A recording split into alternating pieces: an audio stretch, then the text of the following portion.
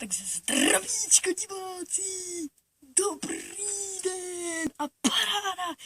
Dneska vám tady ukážu šílenou věc. Tahle starý kraksně, kterou jsem našel někde, už nevím kde, někde ve skladě. A udělám na ní pár triků, jestli to teda půjde, jestli se nezabiju. A jinak asi vše, a jinak už si půjdu na to sednout, v moment, že si tady jenom trochu narovnat ten stojan. Chujovinsky.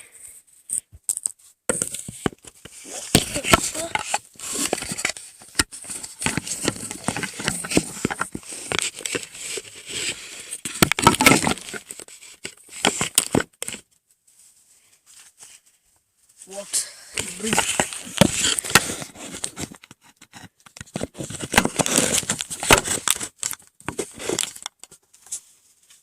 Takže dobrý den. Teď já si udělám rozcvičovat, ale zajebaný starý kole.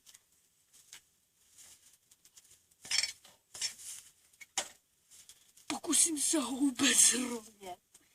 Tady je starý, to je úplně uchyl.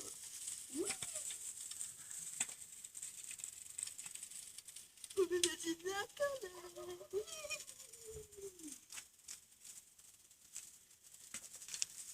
Uvidíte si na kanále, pánové. A teď udělám jeden trik, moment.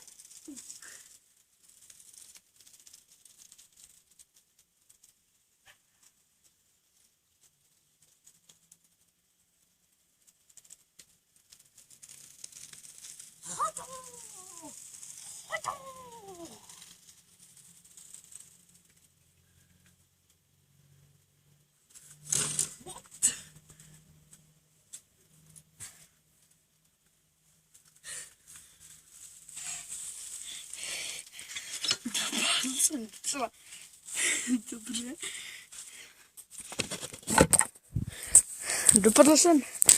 Dopadl jsem docela dobře, jenže kolo asi ne. What? Straší. No a to je asi všechno, co jsem chtěl dneska udělat. Pua.